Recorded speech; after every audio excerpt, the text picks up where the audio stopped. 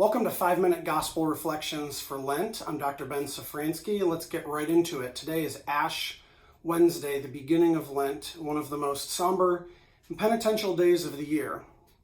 Now, today's gospel is a killer right off the start of Lent. I think that the reason we have such a tough gospel, or what I think of as a tough gospel right away, is because God knows us. And maybe he knows me specifically, right? Jesus encourages us in today's gospel to keep the good things that we do totally secret. Not to let our left hand know what our right hand is doing. Not to go about in the streets parading our good works around. Now, I think one thing that God is doing today is he is showing how well he knows us, how well he knows humanity. Obviously, he made us, so who would know us better than he does? And I think he knows that we naturally want people to know about it when we are doing things that we consider good.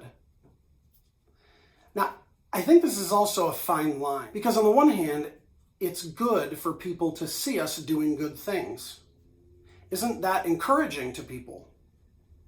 If you see someone treating someone else kindly, if you see someone devoted to a life of service and prayer, isn't that a good example to you?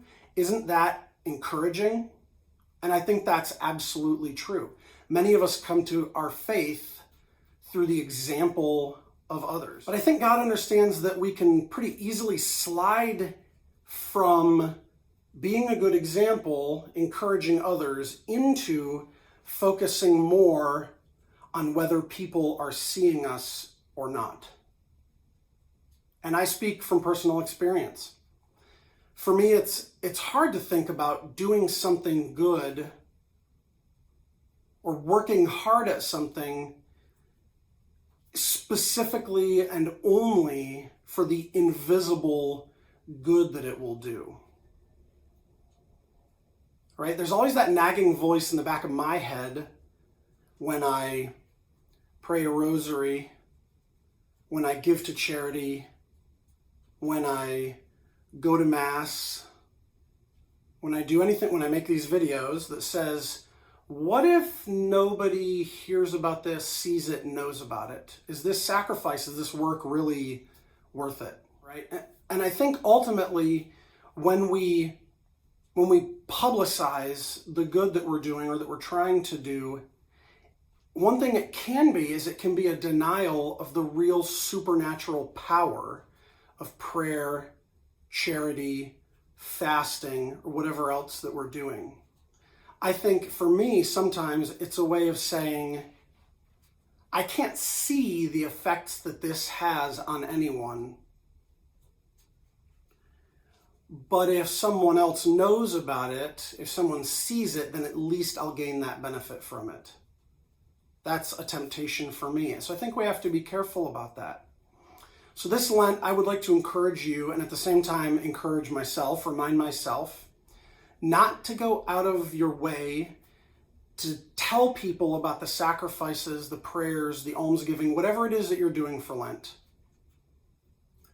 And I would especially encourage you to maybe pick one thing for this Lent to do that you are going to keep hidden from others.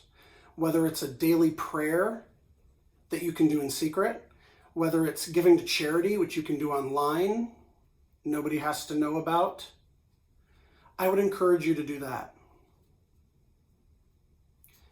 Now, on the other hand, I think that if someone asks you what you're doing for Lent, or you're faced with a really good opportunity to offer a witness, then talking about it can be a chance to share the power of the gospel. But then you're not doing it in order to be seen. Then you're taking advantage of an opportunity presented to you to show the power of Christ working through you, and that could not be a bad thing. God bless you, and I will see you tomorrow.